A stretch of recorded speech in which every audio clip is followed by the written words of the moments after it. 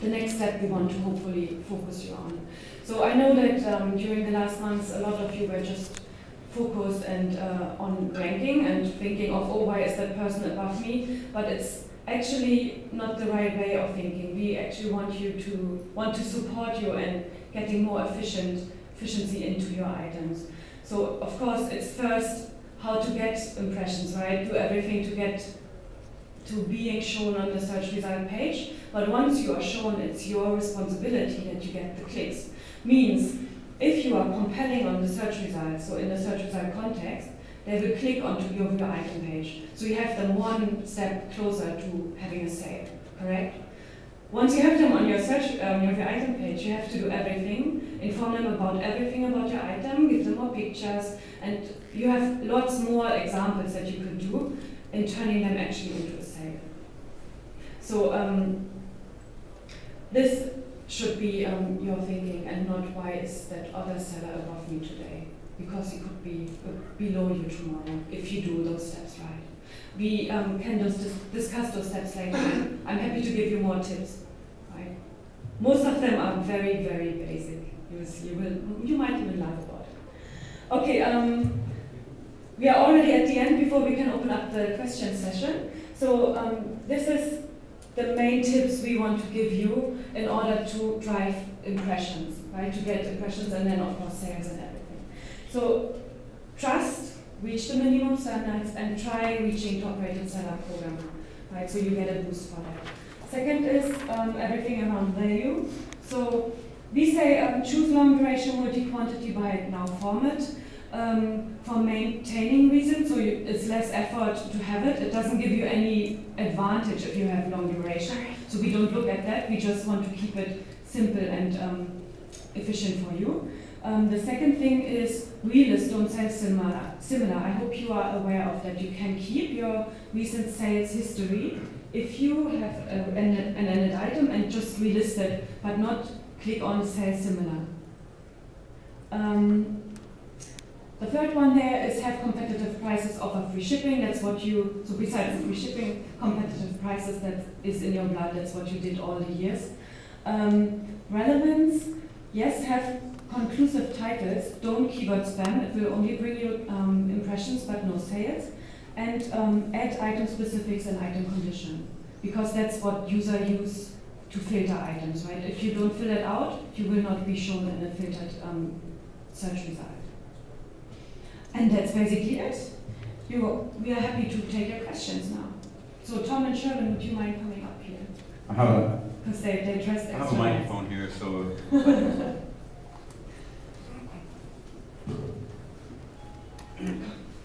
Hi there. The main question I've got is that if you speak to certain people, they think that free postage gives the most amount of weight in search. If you speak to other people, I think it was Scott said yesterday in his keynote speech that some people are actually doing better with 7-day, not 30-day listings. Things like multi-variant listings, which are a new thing, have got added weight. Some people say that if you do a charity listing, it has added weight. I know that item condition is going to change soon, and it's going to be more fragmented, which is relevant if you sell second-hand items. Will that give added weight? Because I don't think anybody knows really how best match works now, because it seems to change so much. Let us kill some myths here. So charity item, what else did you just mention? Item specific, item condition, what else was it? Durations, we don't care, right? It helps you, so besides durations, item condition and item specifics helps you to be displayed in other areas, but from a best match standpoint, we don't care. We care about this, and the most important is trust, because there we cut the results into two. The first top bucket is the people that are above minimum standards, right? So if you're not in there, then you're basically on the end of the search result. But how do you not search result, not search result page, right? Search result, so it might be page 20. But how do you separate two top-rated sellers then if they've got the same product, same price? What's the most important factor to differentiate between the two if they have the same trust standards? So they have. Okay, then there's recent sales or search impressions, right? If you assume that everything is similar, So title, price, free shipping, top rated seller, what else do we have? And then it's just basically recent sales over search impression. Do you want to add? Can I add something? So I think people think that you can game this system and stuff like this. It's basically, we want the buyers to be happy, and they're the ones who decide whether your item is better than someone else's or not. That's the major bit. Unless you're below standard, then you're basically in competition for the buyers. So did they A, rate you as being top rated seller from their service in the past, and B, have they bought you more often when you've been seen compared to your competitors? So the buyers are deciding your ranking. And so if you look at some other competitor, I think if you look at the top of the search for very specific searches, I can't give you an example now, I think there's some later, it's often the cheapest item is at the top. We give a small boost to free shipping, etc., but it's about what the buyer wants. So if you think like the buyer, then that's how you'll get to the top. The other thing I would say is, as Sue said earlier, there's two steps for the buyer. The first step is how you appear on the search results page. So your title, your picture, your subtitle, all those sorts of things. Price is very important there, the shipping cost, top rated seller. So all of that information is there on that listings page, on the search results page. So you want to make sure they click into you rather than a competitor. Once they click into your page, then you have to make sure that they buy from you. So make sure that you offer returns policies, all these sorts of things that buyers are looking for as well. So that's how I would think about maximising your conversion from being on the search results page to the sale.